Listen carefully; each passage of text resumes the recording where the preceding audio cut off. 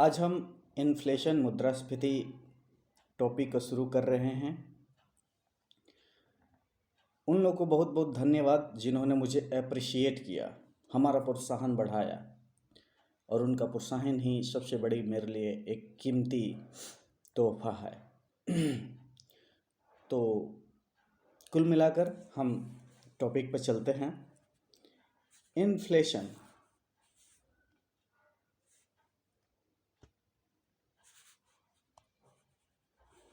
Inflation को मुद्रास्फीति भी कहते हैं। मुद्रास्फीति वर्तमान समय में या कभी भी एक महत्वपूर्ण टॉपिक रहा है और आम जनजीवन में कहा जाता है कि महंगाई बढ़ गई है, वस्तुओं का मूल्य बढ़ गया है, तेल की कीमत बढ़ गई है। उसका हम अध्ययन करते हैं इसमें कि तेल का मूल्य क्यों बढ़ गया है, क्या परिस्थितियां हैं जिसके कारण मूल्य में कमी आई है, किन वस्तुओं की कमी आई है। इन सारी चीज़ों को हम मुद्रास्फीति में पढ़ेंगे। क्या हम ये भी जानने की कोशिश करेंगे इसमें कि जो मुद्रास्फीति है और महंगाई है, क्या ये अलग अलग पहलू हैं या मुद्रास्फीति की ही एक कारक इकाई के रूप में महंगाई को दर्ज किया जाता है।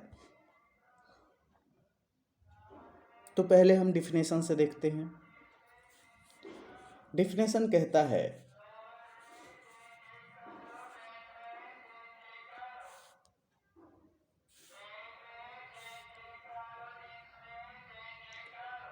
कि वस्तुओं एवं सेवाओं के मूल्य में निरंतर बढ़ोतरी की दशा, जिससे एक देश के मुद्रा की क्रय क्षमता में कमी उत्पन्न हो, मुद्रास्फीति कहलाती है। इसको उदाहरण से समझेंगे कि बस ये समझने की कोशिश करें कि 100 रुपये का सामान जब 110 रुपये मिलने लगा तो मुद्रास्फीति कही जाने लगी। और ये मूल्य के आधार पर, किसी देश के मुद्रा के आधार पर तय किया जा रहा है कि कोई वस्तु 100 रुपये की है और 110 रुपये की मिलने लगी, तो वस्तु एवं सेवाओं के मूल्य में निरंतर बढ़ोतरी होने लगता है, जिससे आम जीवन पर इसका प्रभाव पड़ता है। इसलिए इसको मुद्रास्फीति कहेंगे। एक बार और इसको पढ़ लेते हैं। वस्तु एवं सेवाओं के मूल्य में निरंतर बढ़ोतरी की दशा, जिससे एक देश की मुद्रा की क्रय क्षमता में कमी उत्पन्न हो जाती है, तो मुद्रास्फीति इसको कहते हैं। आगे देखते हैं कि हाँ, मैंने बोला था कि महंगाई और मुद्रास्फीति अलग अलग है या एक ही है। तो आम बोलचाल की भाषा में मुद्रास्फीति को ही महंगाई कहा जाता है, परंतु वास्तव में महंगाई मुद्रास्फीति का एक कारक है। जैसे कि कहा जाता है कि स्वतंत्रता आंदोलन में 1857 की क्रांति में कई कारण थे, तत्कालिक कारण थे, उसके पृष्ठभूमि बनाने वाले कारक थे, ये सारे कारक उसके थे। तो उसी तरह महंगाई मुद्रास्फीति का एक कारक है इसमें का, अन्य कारक भी महत्वपूर्ण है और महंगाई एक कारक है मुद्रास्फीति में। इसका मतलब फिर से हम वही डायग्राम देना चाहेंगे कि ये महंगाई हुई तो मुद्रास्फीति ये हुई। ऐसे आगे बढ़ते हैं।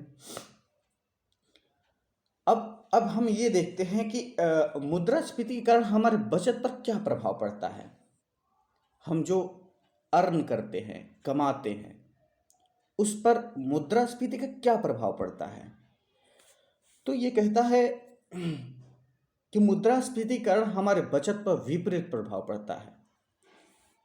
उसके कारण हमारे बचत पर विपरीत प्रभाव पड़ता है, ये आपको ध्यान रखना है, याद रखना है। इसलिए मैं इसको सामने रखा हूं और आप देख रहे होंगे मैं इसको समझाने की कोशिश कर रहा कि हमारी जो बचत है, बचत मतलब सेविंग्स मतलब हम 20 रुपये कमाते हैं, 10 रुपये बचाते हैं, वो वाली बात है। 10 रुपये बचा है, सेविंग की बात करिए, बचत उसको कहेंगे। बचत पर विपरीत प्रभाव पड़ता है। इसको कैसे हम समझेंगे कि विपरीत प्रभाव पड़ता है। इसका कारण यह है कि जब मुद्रास्फीति होगी तो वस्तु एवं सेवाओं के मूल्य में बढ़ोतरी होगी, ये स्वाभाविक है। उसके वस्तु एवं सेवाओं के मूल्य में बढ़ोतरी के कारण हमारा उपभोग महंगा होगा। व्यक्ति के आम जनजीवन में जो इस्तेमाल वस्तुएं की जाती है वो चीज़ें महंगी हो जाएगी, जिसका परिणाम ये होगा कि व्यक्ति का बचत नीचे चला जाएगा, व्यक्ति का बचत नीचे चला जाएगा, व्यक्ति के पास अधिशेष राशि नहीं रहेगी। अधिशेष किसको कहेंगे? जो उसके पास बचा हुआ पैसा है उसी को बचत अधिशेष के रूप में हम डिनोट करते हैं। तो ये बातें समझ में आ गई। अब एक मुद्रा पर उसका क्या प्रभाव पड़ता है? तो जैसे जैसे मूल्यों में बढ़ोतरी के कारण एक मुद्रा की क्रय क्षमता में कमी उत्पन्न होती है। अब जैसे पहले 10 पैसा में मिलता था कोई सामान, लेकिन मुद्रास्फीति इतनी आगे बढ़ गई कि 10 पैसा का सामान 1 रुपया में मिलने लगा, 1 रुपया में मिलने लगा। इसकी परिणति ये हुई कि 10 पैसे की कोई कीमत नहीं रही ना, तो इस पैसे का मूल्य 0 हो गया। वो अर्थव्यवस्था से बाहर कर दी जाएगी ये मूल्य। इस तो जैसे जैसे मूल्यों में बढ़ोतरी के कारण एक मुद्रा की क्रय क्षमता में कमी उत्पन्न होती है, उस पैसा की, उस मुद्रा की क्रय क्षमता शून्य हो जाती है। उस पैसा की, उस मुद्रा की क्रय क्षमता शून्य हो जाएगी तो उसे निकाल दिया जाएगा, अर्थव्यवस्था से बाहर कर दिया जाएगा। तो उस मुद्रा को अर्थव्यवस्था से में प्रचलन से बाहर कर दिया जाता है। भारत में अभी भी प्रचलन में उपस्थित न्यूनतम मुद्रा 50 पैसा है। कौन सा है? 50 पैसा है। अभी भी हम प्रचलन में देख सकते हैं, पर मार्केट में उतना नहीं दिखने। प्रचलन में 50 पैसा है। अगर कोई दुकानदार 50 पैसा लेने से मना कर सकता है तो आपका अधिकार है कि आप कंप्लेन करें पुलिस को। अभी भी प्रचलन में 50 पैसे हैं, ये बात आपको ध्यान रखनी होगी। और इसका भुगतान अब ऐसा नहीं कि 100 रुपये ले गए, 50 पैसे ले गए 200 और 100 रुपये के भुगतान करने के लिए ले गए, नहीं। इसका उपयोग केवल 10 रुपये तक के भुगतान के लिए किया जा सकता है। अब 50 पैसे आपके पास अगर कितने होंगे? 20 होंगे तो 10 रुपये बनेगा। तो अब 20 50 पैसे लेकर 10 रुपये तक के भुगतान कर सकते हैं। ये अवधारणाएं हैं और ये इकोनॉमिक्स की परिभाषा है, जिसके तहत आप कह सकते हैं कि हाँ ये ठीक है। आप 50 पैसा लेकर जाते हैं, दुकानदार मना करता है, तो आपको कानूनी अधिकार है कि आप उसे लेने के लिए जोर दें या उसको बताएं कि ऐसा गलत है, ये नहीं चलता।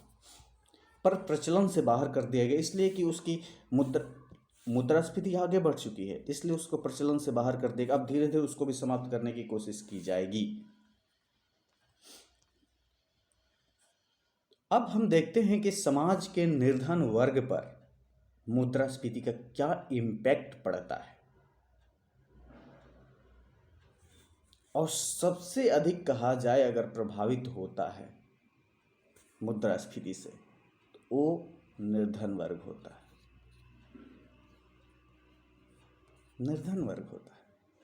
कैसे? देखते हैं और समझते हैं।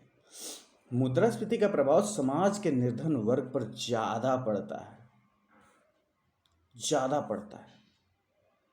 ऐसा इसलिए होता है, ऐसा इसलिए क्योंकि समाज के इस वर्ग के पास अधिशेष की कमी होती है, अधिशेष राशि की कमी होती है। अधिशेष क्या है?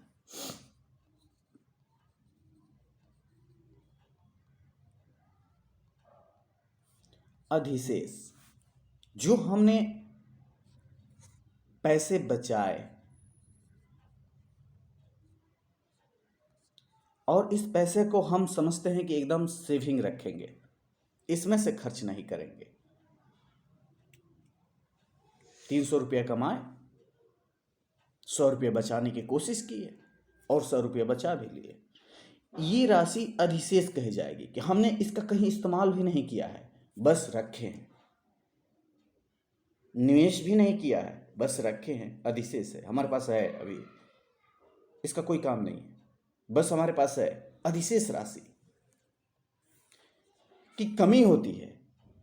तो एक मजदूर को देखा जाए तो निर्धन वर्ग में कौन से आते हैं लोग? एक मजदूर आता है, किसान भी निर्धन वर्ग में ही आते हैं, जिनके पास कम जमीन है, जिन्हें खेतीहर मजदूर कहा जाता है। तो ऐसा इसलिए क्योंकि समाज के इस वर्ग के पास अधिशेष की कमी होती है, पैसा का कमी रहता है, और इसके कारण, जिसके कारण इनका उपभोग प्रभावित होता है। अब जिसके पास पैसा ही नहीं रहेगा, ये खर्च कम करेंगे, उपभोग इनका प्रभावित होगा। उपभोग मतलब खाने पीने की वस्तुएं, इनके रोजमर्रा के जीवन में इस्तेमाल करने वाली वस्तुएं, वो उपभोग के पार्ट है। जबकि समाज के समृद्ध वर्ग के पास अधिशेष होता है। जो धनी है उसके पास तो स्वाभाविक है कि पैसा रहेगा, भले वो लिक्विडिटी में परिवर्तन होने में टाइम लगे। लिक्विडिटी हम आगे बता देंगे कि क्या है। लिक्विडिटी तरलता जिसको कहते हैं, वो जनता के पास मुद्रा होती है। तो समृद्ध वर्ग के पास अधिक होता है, जबकि समृद्ध वर्ग के पास अधिशेष अधिक होता है। अधिशेष होने के कारण ये समृद्ध वर्ग, जिसका उपयोग वे किसी संपत्ति में निवेश करने के उद्देश्य से कर सकता है, उसके पास अधिशेष है। उपभोग तो करेगा ही, उस पैसे का इस्तेमाल वो किसी संपत्ति में निवेश करने के उद्देश्य से भी कर सकता है और करेगा, क्योंकि उस पैसा का कोई कीमत नहीं रह जाएगा। तो जैसे जैसे मूल्यों में बढ़ोतरी के कारण उसका उपभोग महंगा होता है। किसका? अमीर वर्ग का। जैसे जैसे मूल्य में बढ़ोतरी के कारण उसका उपभोग महंगा होता है। जैसे कि 100 रुपया उस व्यक्ति ने अपने खाने के लिए रखा है, लेकिन मुद्रास्फीति के कारण उसका खर्च 110 रुपया हो गया। ठीक है, महंगा हो गया, 10 रुपया महंगा हो गया। लेकिन जो उसने ये तो खर्चे के लिए रखा था कि ये तो 100 रुपये खर्च होने ही है, लेकिन अब 10 रुपया मार्जिन बचत में से करना पड़ेगा। अब ये 100 रुपये रखा था उसने, इसने निवेश किया, इस पे उसका मिला 110 रुपया, 10 रुपये ब्याज मिला। तो ये 10 रुपया जो माइनस में है और ये 10 रुपया जो पॉजिटिव में है, इसको शून्य कर देगा। इसका मतलब अमीर वर्ग पर मुद्रास्फीति का प्रभाव ही नहीं पड़ेगा। ये बातें देखते हैं। जैसे जैसे मूल्य में बढ़ोतरी के कारण उसका उपभोग महंगा होगा, ठीक है, वैसे से संपत्ति का मूल्य भी बढ़ता है। जब निवेश उसने किया है तो संपत्ति का मूल्य भी बढ़ेगा, अर्थात किए गए निवेश से लाभ उत्पन्न होता है। यह स्वाभाविक है, जो कि उपभोग पर पड़े प्रतिकूल प्रभाव को शून्य कर देता है। उस पर जो प्रभाव पड़ा उपभोग पर, उसके प्रतिकूल प्रभाव को शून्य कर देता है। समझ में आया ना? मैंने समझा दिया उसको। मुद्रास्फीति के कारण अब दूसरी बात आते हैं। ये हो गया कि अमीर वर्ग पर मुद्रास्फीति का शून्य प्रभाव पड़ेगा अगर हाई लेवल पर मुद्रास्फीति जा रही है तो। वैसे मार्केट में या किसी भी अर्थव्यवस्था में मुद्रास्फीति हर समय विद्यमान ही रहती है, बस उसके रेट में कमी होती है। उसका रेट कभी अधिक हो जाता है। जब अधिक हो जाता है तो हो हल्ला मच जाता है। अब हम देखते हैं मुद्रास्फीति के कारण ऋण देने वाले को हानि होती है, जबकि ऋण लेने वाले को लाभ होता है। कैसे? देखते हैं, इसको समझने की कोशिश करते हैं। किसी ने 100 रुपया ऋण दिया, किसी को ऋण दे दिया, ठीक है। उसने कहा कि 102% की ब्याज से मैं दे रहा हूं, तो साल भर में उसका होगा 102 रुपया। लेकिन वहीं मुद्रास्फीति की रफ्तार 4% की दर से भाग रही है ऊपर। तो इस पैसे की कीमत मुद्रास्फीति 104 रुपये में मिल रही है, 104% की दर से ऊपर जा रही है। तो 104 रुपये हो जाएगा। कोई वस्तु अगर 102 रुपये की जो थी, 100 रुपये की थी, वो 104 रुपये की हुई। तो ये व्यक्ति साल भर बाद अगर कोई सामान खरीदता है तो 104 रुपये में खरीदेगा, उसे अधिक 2 रुपये पेमेंट करना पड़ेगा। तो इस तरह मुद्रास्फीति में जो ऋण देने वाला होता है उसको हानि होती है, जबकि ऋण लेने वाले को लाभ होता है। अब ये जो ऋण लेने वाला है इसका 102 रुपया हो गया, इसको 2 रुपया चुकाना होगा। लेकिन अगर इस पैसे का ये अगर निवेश किया है तो 2 रुपया तो अधिक इसको मिलेगा ना, 2 रुपया अधिक इसको मिलेगा, तो ये मुनाफा में होगा। लेकिन अगर ये 100 रुपया को किसी 6% की दर से देता है तो और भी फायदा हो जाएगा। तो ये जो ऋणी है उसको लाभ हुआ। यही कारण है कि अपने लाभ को सुनिश्चित करने के उद्देश्य से बैंक क्या करता है इस बारे में ये देखते हैं। यही कारण है कि अपने लाभ को सुनिश्चित करने के उद्देश्य से बैंक बढ़ती हुई मुद्रास्फीति के साथ साथ ब्याज दरों में दिए गए ऋण पर बढ़ोतरी करते रहते हैं। फिक्स रेट पर जो अगर लोन दे दिया गया है, लेकिन ऐसा नहीं है कि वो फिक्स रेट पर ही है। 2% की दर से अगर बैंक ने किसी को, वैसे 2% की दर से बैंक लोन नहीं देते, पर अगर दे दिया तो मुद्रास्फीति बढ़ने के कारण इसे फिक्स नहीं रखा जाएगा, इसको बैंक बढ़ा देंगे 4%, 3%, 2%, 5%, 6% तक बढ़ा देंगे। यही कारण है, क्योंकि इसमें ऋणी को लाभ होने लगा। मार्केट में जो पैसा पड़ा है, जो ऋणी है वो अपने आप लाभ कमाने की कोशिश करने लगेगा, जिसे बैंक धरे के धरे रह जाएंगे। ये बातें हैं। इसके कारण ऋण प्राप्त करना महंगा हो जाता है।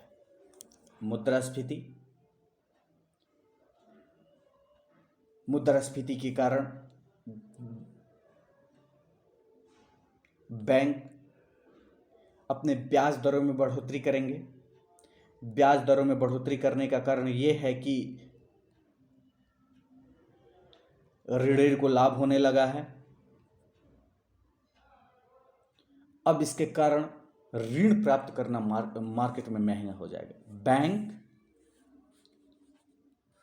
अधिक ब्याज पर 10%,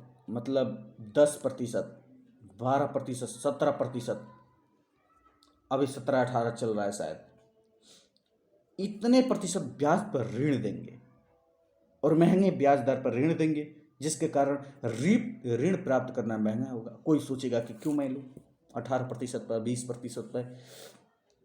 अब इसकी परिणति ये होगी कि अतः उपभोग और निवेश दोनों प्रभावित होगा। आदमी के पास पैसा नहीं जाएगा, उपभोग प्रभावित हुआ। अगर बैंक पैसा नहीं देगा तो निवेश भी प्रभावित होगा, उपभोग और निवेश दोनों प्रभावित होगा, जो कि आर्थिक समृद्धि पर प्रतिकूल प्रभाव पड़ेगा। और आर्थिक समृद्धि तभी बढ़ती है जब अर्थव्यवस्था में निवेश बढ़े, उपभोग बढ़े। ठीक है। यदि बैंकों में रखी गई जमा राशि पर ब्याज दर मुद्रास्फीति की दर से कम हो तब जमाकर्ता को हानि होती है। आप तो ये बात समझ रहे हैं, पर मैं समझाता हूं।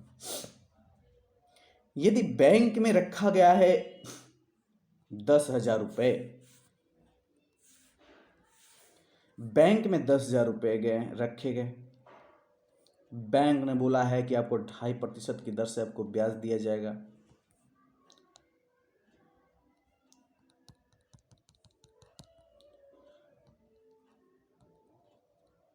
तो आपका 2.5% की दर से अगर कहा जाए तो 100 रुपये पर 2.5 रुपया, तो 1,000 पर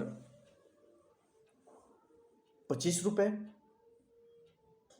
तो 10,000 पर 250 रुपये आपको मिलेंगे 10,000 पे। वहीं मुद्रास्फीति की रफ्तार 4% की दर से ऊपर जा रही है, 4% की दर से रफ्तार भाग रही है। आपका 400 रुपया बनेगा, यहाँ 250 रुपया बनेगा। इसलिए जमाकर्ता को हानि होती है। जमाकर्ता बैंक में पैसा नहीं रखना चाहेगा, उस चाहेगा कि उस पैसे को निकाल कर मैं मार्केट में उसका इस्तेमाल करूं और उस पैसे का बाजार में फिर से हम अपने निवेश को बढ़ाने के पर्पज से करने लगेगा। तो यदि बैंकों में रखी गई जमा राशि पर ब्याज दर मुद्रास्फीति की दर से कम हो तब जमाकर्ता को हानि होती है। अतः धन राशि को जमा करने की जगह उसका उपभोग करेगा। मैंने बताया, उसका उपभोग करेगा, उसके अन्य चीजों में इस्तेमाल करेगा या उसका निवेश के पर्पज से इस्तेमाल करेगा।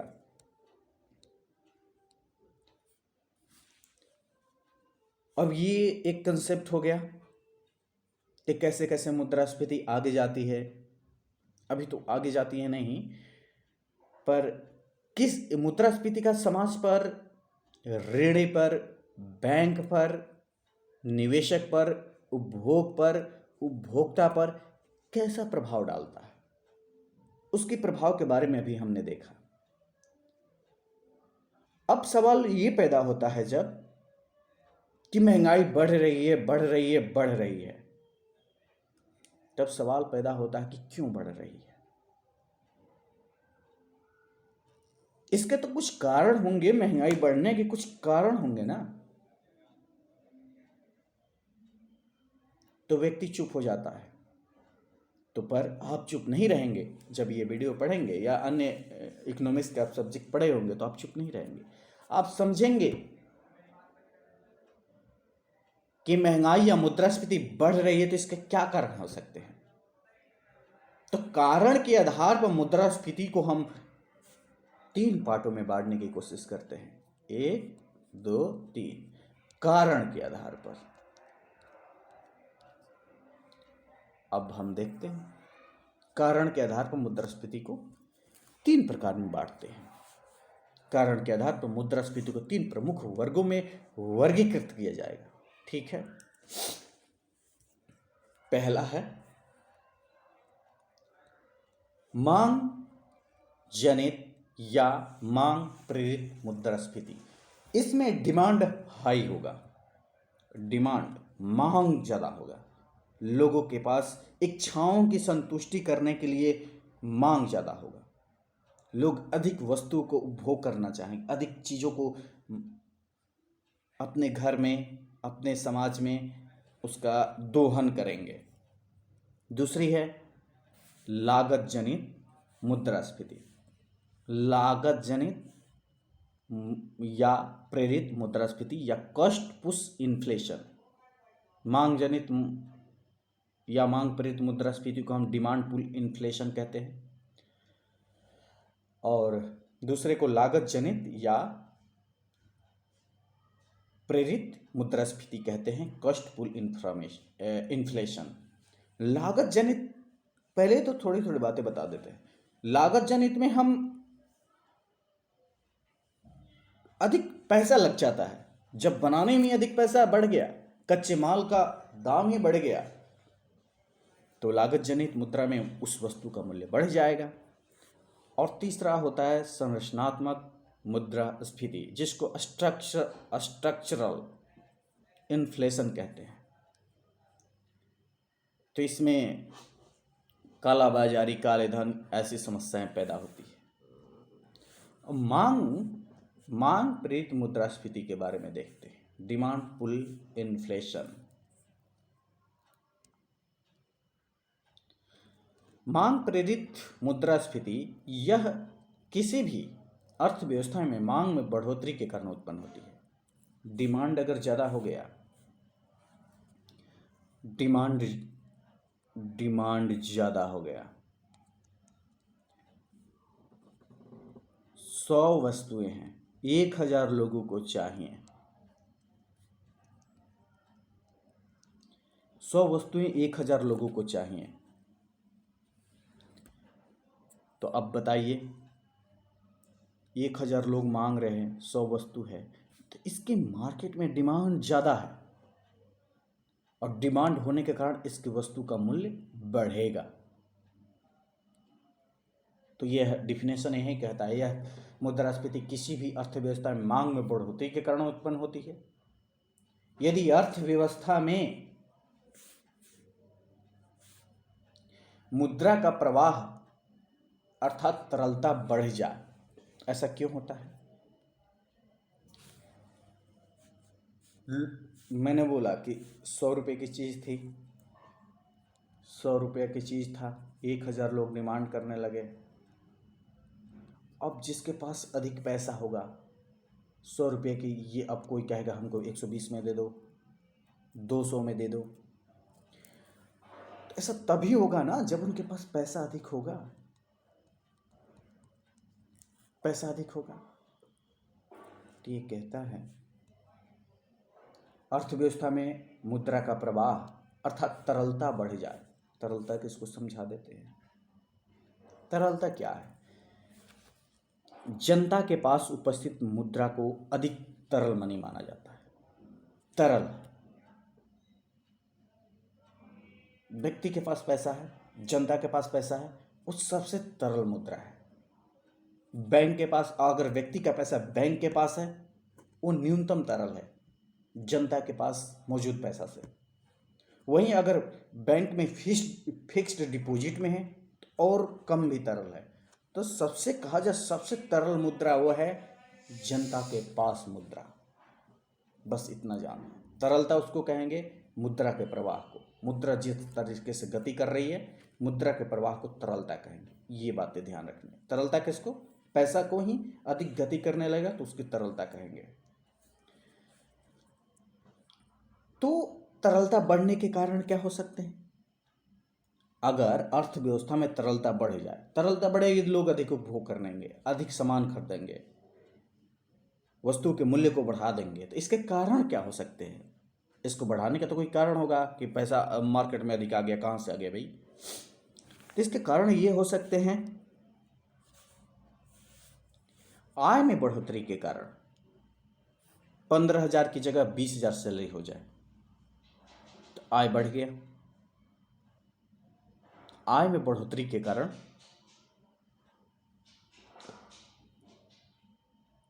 बाजार में तरलता बढ़ेगी।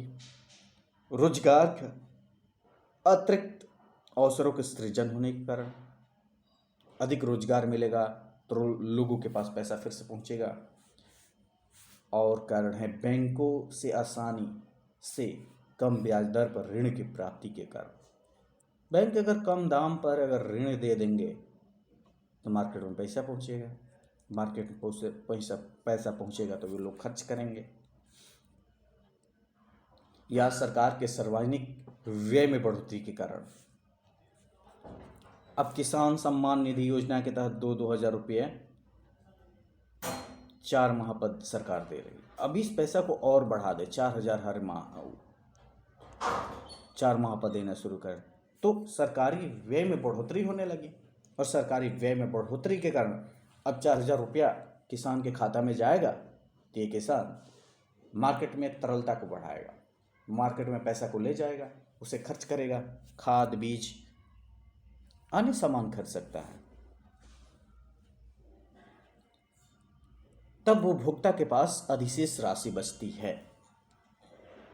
जो इन कारणों के कारण जनता के पास अधिशेष राशि बचती है। अधिशेष राशि उपलब्ध होगा अगर मजदूरी बढ़ जाए, रोजगार के नए सृजन अवसर हो जाए, किसानों के खाते में 2,000 रुपये 4,000 रुपये चले जाए तो व्यक्ति के पास पैसा होगा ना। तब उपभोक्ता के पास अधिशेष राशि बचती है। इसका प्रयोग ज़्यादा से ज़्यादा उपभोग के उद्देश्य से करते हैं, जिससे मांग बढ़ती है। अब पैसा होगा, अधिक लोग खरीदना चाहेंगे, मांग बढ़ेगी। उपभोग लोग करने के लिए तो मांग बढ़ेगी। अब मोबाइल 100 बनते थे और मांग बढ़ने लगी 1000 की, तो फिर वैसे ही पैसा बढ़ने लगेगा, उसका कीमत बढ़ने लगेगा। यदि इस बढ़े हुए मांग की सही मात्रा में सही समय पर आपूर्ति ना हो पाए तो मूल्यों में बढ़ोतरी होती है। वही मैंने बोला कि 1000 लोग डिमांड करने लगे, 100 सामान ही है, अगर उसकी पूर्ति ना हो, तो उस मूल्य में आपूर्ति ना हो, यदि बढ़े हुए मांग की सही समय पर आपूर्ति ना हो पाए तो मूल्यों में बढ़ोतरी होती है, जिसे मांग प्रेरित मुद्रास्फीति कहते हैं। अन्य शब्दों में यदि कहा जाए कि समग्र मांग समग्र आपूर्ति को से पार हो जाए तब मांग जनित मुद्रास्फीति उत्पन्न होती है। कुल डिमांड है, कुल आपूर्ति को अगर अधिक हो जाए तब मांग अधिक होगी, वस्तु का मूल्य को बढ़ा दिया जाएगा तो मांग प्रेरित मुद्रास्फीति जन्म लेगी। इसको आप रट लीजिएगा, जब आपको समझ में आ जाएगा कि कैसे क्या करना, तब इसके बाद एक बुक पढ़ लीजिएगा, आप एकदम महारत हो जाएंगे। पहले तो इस नोट्स को ही अगर ढंग से आपने रट लिया तो आप एक जहाँ भी खड़ा होंगे तो आप बोलने के काबिल होंगे। सच में भारत जैसे विकासशील अर्थव्यवस्था में रोजगार के अवसर निरंतर उत्पन्न होते हैं, लोग निरंतर अपनी आवश्यकताओं की पूर्ति करते हैं, अतः ऐसे में मांग जनित मुद्रास्फीति उत्पन्न होना स्वाभाविक है। भारत एक विकासशील देश है और विकासशील देश में आप समझते हैं कि नए नए रोजगार के अवसर सृजन होते रहते हैं और नए नए रोजगार के अवसर के कारण मांग जनित मुद्रास्फीति का उत्पन्न होना एक स्वाभाविक प्रक्रिया है। वो तो होता ही है, अधिक नहीं लेकिन होना जरूरी है, होगा ही। सरकार द्वारा इसके भी है, सरकार द्वारा प्रायोजित कल्याणकारी योजनाएं भी मांग जनित मुद्रास्फीति को बढ़ाती है, क्योंकि मार्केट में इससे पैसा जाता है। वहाँ मैंने डिफाइन कर दिया, सार्वजनिक व्यय जिसको कहते हैं, सरकार के कल्याणकारी प्रयास ही हैं वो मुद्रास्फीति को बढ़ावा देती है। यही कारण है कि हर अर्थव्यवस्था में रोजगार के अतिरिक्त अवसरों को जन्म देकर बेरोजगारी की दर को कम किया जाता है। अर्थव्यवस्था में रोजगार के अतिरिक्त अवसर को जन्म दिया जाता है बेरोजगारी को कम करने के लिए, लेकिन यह भी याद रखना है परंतु बेरोजगारी की दर उसी गति से कम किया जाता है जिस दर पर मुद्रास्फीति नियंत्रण से बाहर न चली जाए। बेरोजगारी को पूरी तरह खत्म नहीं कर सकते, अगर पूरी तरह खत्म करेंगे तो मुद्रास्फीति चरम पे पहुंच जाएगी, अगर चरम पे मुद्रास्फीति पहुंची तो अर्थव्यवस्था के लिए नुकसान हो जाएगा।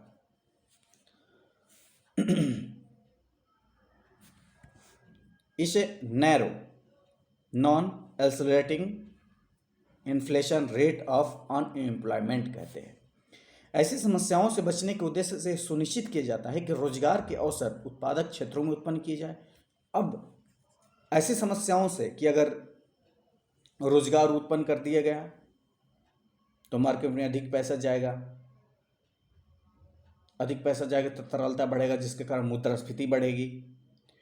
तो एक सीमित दायरे में रोजगार को बढ़ाया जाता है और उन क्षेत्रों में रोजगार बढ़ाया जाता है जहां से उत्पादक क्षेत्रों में उत्पन्न किया जाए, जिससे मांग बढ़ोतरी के साथ साथ आपूर्ति भी सुनिश्चित हो। उत्पादक क्षेत्रों में उत्पादन भी होगा, मांग भी जनरेट होगा, उनके पास पैसा जाएगा, मांग भी जनरेट होगा और उत्पादन भी होगा, तो दोनों साथ साथ चलता रहेगा, जिससे अर्थव्यवस्था में मांग जनित मुद्रास्फीति नहीं हो पाएगी। मांग जनित मुद्रास्फीति आर्थिक समृद्धि से संबंधित होती है। मांग जनित मुद्रास्फीति एक लेवल के तहत अच्छी बात है, होनी ही चाहिए, क्योंकि मार्केट में मांग नहीं होगा तो फिर कोई सामान नहीं खरीदेगा, सब बंद पड़ जाएगा।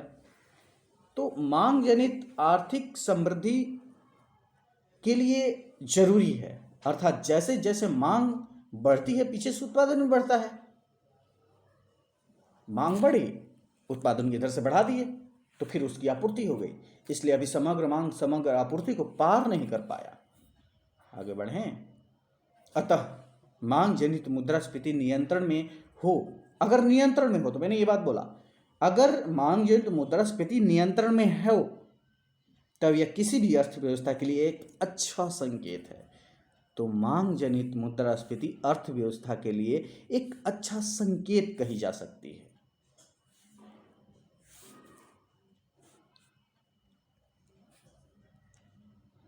अब हम आते हैं लागत प्रेरित मुद्रास्फीति। इसमें वस्तुओं के कच्चे माल का दाम बढ़ जाता है, ये बात याद रखिएगा। इसको कॉस्ट पुश इन्फ्लेशन भी कहते हैं। यह प्रत्यक्ष तौर पर मांग से प्रेरित नहीं होता है। यह प्रत्यक्ष तौर से मांग से प्रेरित तो नहीं होता है, परंतु इसका मांग से अप्रत्यक्ष संबंध होता है। कैसे? यह उत्पादन की प्रक्रिया में लागत में बढ़ोतरी के कारण उत्पन्न होती है। उत्पादन हो रहा है, लेकिन कच्चे माल जो है 100 रुपये की वजह 110 रुपये मिलने लगे,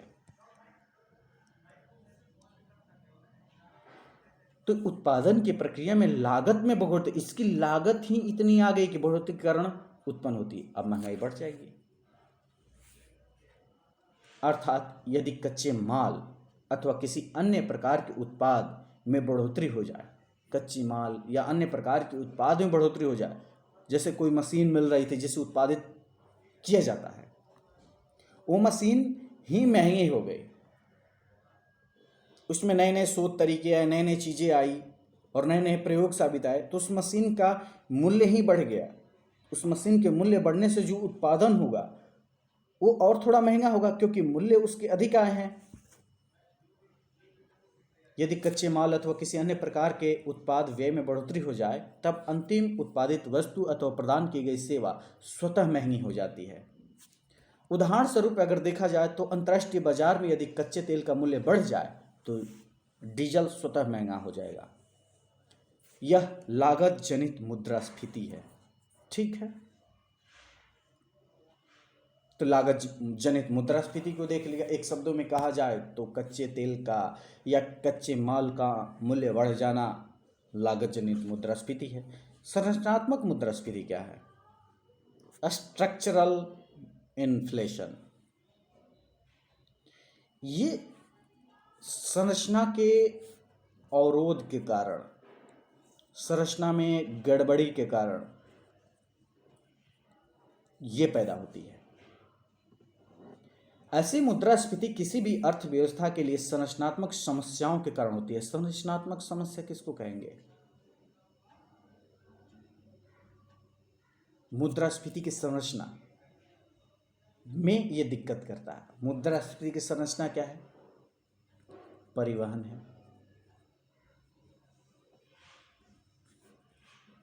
पैसा है। पैसा रहेगा तभी ना मुद्रास्फीति काम करेगी, नहीं तो कहां से आएगी?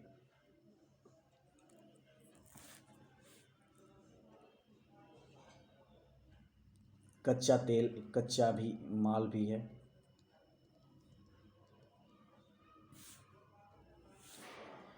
ऐसी मुद्रास्फीति किसी भी अर्थव्यवस्था में संरचनात्मक समस्याओं के कारण उत्पन्न होती है। यदि अर्थव्यवस्था में उत्पादन पर्याप्त भी हो, समझ रहे हैं, यदि अर्थव्यवस्था में उत्पादन भी हमने ठीक कर दिया, मांग भी हमने ठीक कर दिया, बराबर है, लगभग अधिक है, तब भी भंडारण की सुविधा की कमी, भंडारण करने की जगह नहीं है,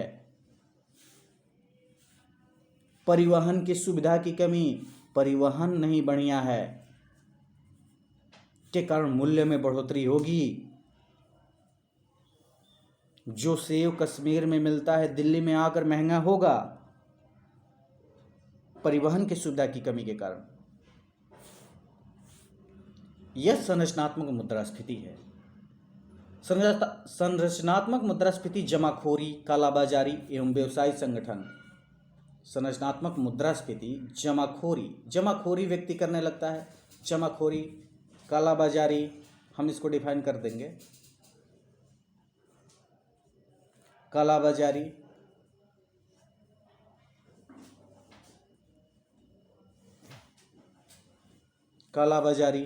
व्यवसायी समूहीकरण इत्यादि के कारण भी उत्पन्न होती है। संरचनात्मक मुद्रास्फीति जो होती है, लोगों ने पैसा एक के बार जमा कर लिया, प्याज का जमाखोरी कर ली, कालाबाजारी कर ली कि कहीं से और जगह से खरीद के उसको फिर से रख लिए, व्यवसायी समूहीकरण किया, इसके कारण भी मुद्रास्फीति बढ़ती है। जमाखोरी किसके कहते हैं? तो जमाखोरी वह प्रक्रिया है जिसके अंतर्गत एक बिचौलिया अथवा व्यापारी किसी वस्तु को उत्पादक से अतिरिक्त मात्रा में खरीदकर उसे बाजार में पहुंचने नहीं देता एवं लंबे समय तक उसे संरक्षित रख बाजार में उस वस्तु की कृत्रिम कमी को जन्म देता है। ये जमाखोरी क्या परिभाषा हुआ। व्यवसायिक समूहीकरण की वह प्रक्रिया है। ये कार्टेलाइजेशन क्या है, इसको आप देखेंगे ध्यान से, इसको बात पढ़ लीजिए और समझ लीजिएगा। यह वह प्रक्रिया है जिसके अंतर्गत कई उत्पादक प्रतिस्पर्धा को दरकिनार कर, प्रतिस्पर्धा जो मार्केट में कंपटीशन चल रही उसको दरकिनार कर आपसी सहमति से 10 लोग बैठे, जैसे गांव है, गांव में सारे जो बनिए हैं, सारे दुकानदार हैं, एक जगह बैठ गए और बैठ के बोले कि चीनी का दाम हम 100 रुपया रखेंगे, 100 रुपया केजी। और बक्सर जो है बहुत दूर है। इससे क्या नजर आएगा? अब कार्टेलाइजेशन, वो समूहीकरण कर ले, अब जिसको भी सामान खरीदना होगा वो वहीं से खरीदेगा। उन्होंने पैसे अपने लाभ के लिए उसको बढ़ा दिया, दरकिनार कर आपसी प्रतिस्पर्धा को दरकिनार कर दिया। आपसी सहमति से अपने उत्पाद मूल्य बढ़ा देते हैं, जिससे उपभोक्ता बढ़े हुए मूल्य पर वस्तु को खरीदने के लिए विवश हो जाता है। ये बात है। अब इन तीनों हम संरचनाओं को देख लिए, मांग जनित, लागत जनित और संरचनात्मक। ये कारण के आधार पर मुद्रास्फीति को डिसाइड करते हैं। भारत जैसे विकासशील अर्थव्यवस्थाओं में मुद्रास्फीति के ये तीनों ही प्रारूप उपस्थित होते हैं। भारत एक विकासशील देश है और विकासशील देश होने के कारण डिमांड रहेगा। तीनों प्रकार मुद्रास्फीति के तीनों कारण, डिमांड, मांग जनित मुद्रास्फीति, लागत जनित मुद्रास्फीति, स्ट्रक्चर, ये तीनों विद्यमान रहेंगे, तीनों संरचनाएं विद्यमान रहेगी। विकासशील होने के कारण, चूंकि भारत एक विकासशील अर्थव्यवस्था है, इसलिए रोजगार के नए अवसर निरंतर उत्पन्न होंगे और रोजगार के निरंतर उत्पन्न होने के कारण बुनियादी निर्माण एवं कल्याणकारी योजनाओं के कारण ही अर्थव्यवस्था में तरलता सामान्य से ज़्यादा रहती है और इसके कारण रोजगार के अवसर सृजन होंगे, कल्याणकारी योजनाओं की शुरुआत होगी, जिससे लोगों का कल्याण हो, सामाजिक, आर्थिक और राजनीतिक विकास हो। और इस विकास करने के लिए सरकार पैसा देती है, सरकार व्यक्तियों को बुनियादी निर्माण कराया जाता है, जिसे इंफ्रास्ट्रक्चर कहते हैं। इंफ्रास्ट्रक्चर का निर्माण किया जाए जिससे उत्पादन अधिक किया जाएगा और उत्पादन अधिक करने के लिए रोजगार की जरूरत है, जो रोजगार भी प्रोवाइड किया जाएगा। सॉरी। तो तरलता सामान्य से ज़्यादा हो जाती है। इसी के साथ साथ काले धन का प्रभाव भी देखा जा सकता है। मार्केट में काले धन का प्रभाव भी होता है। जो काला धन उसको कहते हैं जिस पर टैक्स नहीं दिया जाता, बस सिंपल परिभाषा है। काले धन उसको कहेंगे जिस पर टैक्स नहीं दिया जाता है। अतः ऐसे मांग युक्त मुद्रास्फीति निरंतर उपस्थित रहती है और कई संसाधन के उत्पादन में भारत आत्मनिर्भर नहीं रहा। यह भी कहा जा सकता है कि भारत कई संसाधनों के उत्पादन में आत्मनिर्भर नहीं रहा। अतः कच्चे माल की आपूर्ति के उद्देश्य से आयात पर आश्रितता कायम रहती है। तो कच्चे माल की आपूर्ति विदेशों से की जाती है, जिससे कारण महंगाई भी बढ़ती है। इसके कारण अंतर्राष्ट्रीय बाजार में जैसे ही इन संसाधनों का मूल्य बढ़ता है, लागत जनित मुद्रास्फीति बढ़ती है। लागत जनित मुद्रास्फीति बढ़ेगी। अगर संसाधन का मूल्य ही बढ़ जाएगा अंतर्राष्ट्रीय बाजार में, तो फिर उसको उत्पादित करने में, या वहां से आई है तो उसको अगर डायरेक्ट मार्केट में बेचा था तब भी लागत जनित मुद्रास्फीति उत्पन्न होगी। भंडारण की कमी के कारण, परिवहन की सुविधाओं के दुरुस्त नहीं होने के कारण जमाखोरी, कालाबाजारी, व्यवसायिक समूहीकरण इत्यादि जैसी समस्याओं के कारण संरचनात्मक मुद्रास्फीति भी उपस्थित रही है। तो इन समस्याओं के कारण मांग जनित, लागत जनित और संरचनात्मक मुद्रास्फीति उपस्थित रही है। अब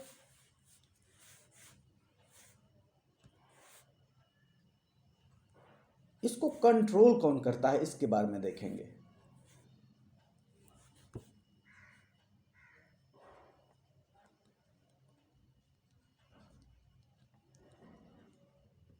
मुद्रास्फीति को कंट्रोल कौन करता है, इसके बारे में हम देखेंगे।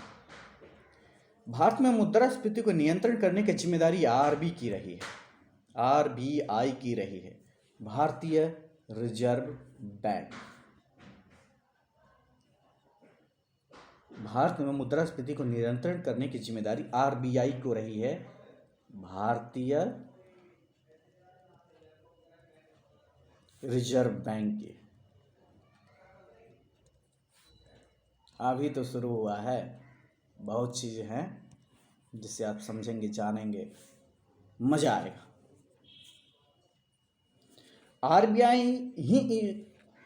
आरबीआई ही इस उद्देश्य से लक्ष्य निर्धारित करती है कि इन लक्ष्यों को प्राप्त करने के लिए मौद्रिक नीतियों को उसी अनुरूप जारी किया जाए।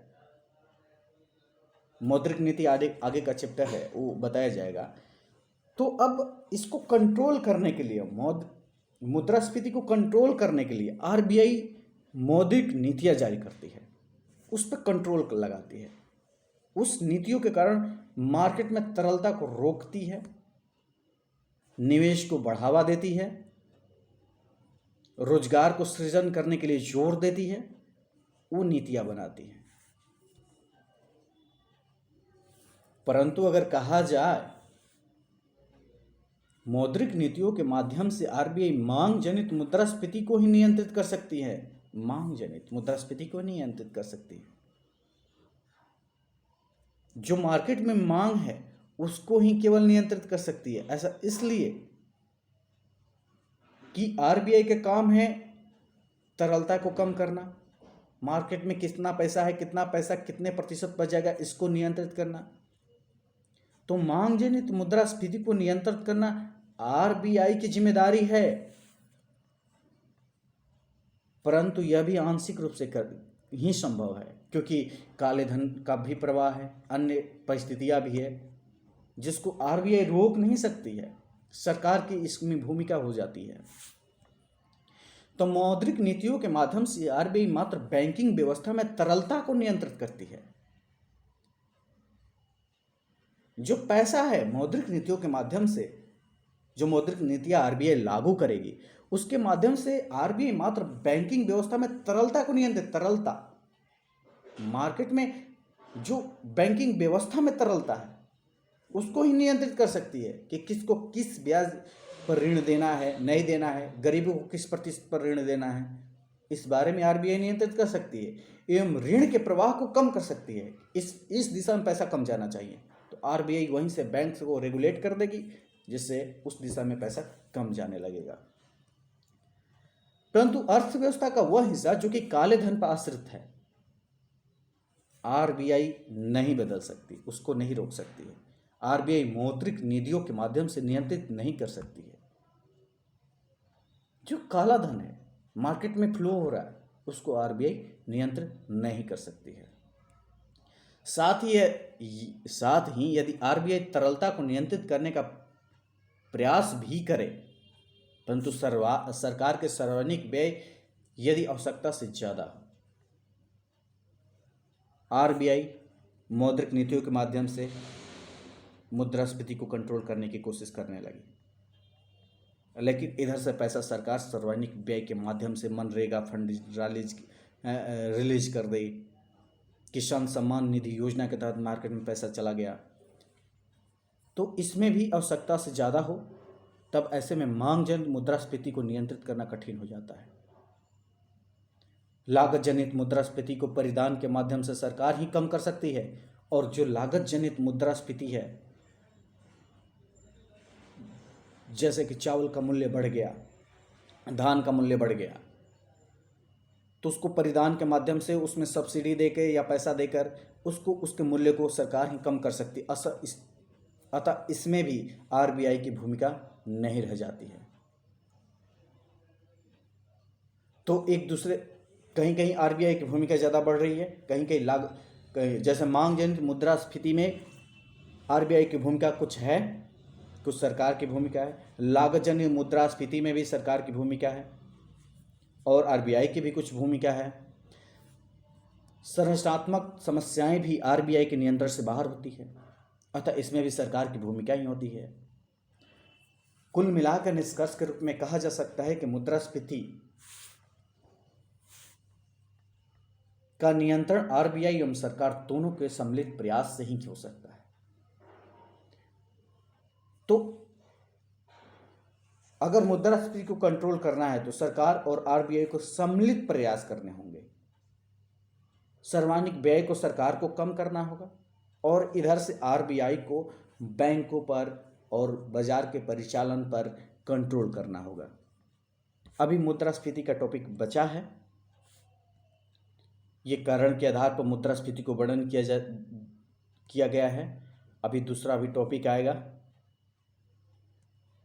उसको हम देखेंगे।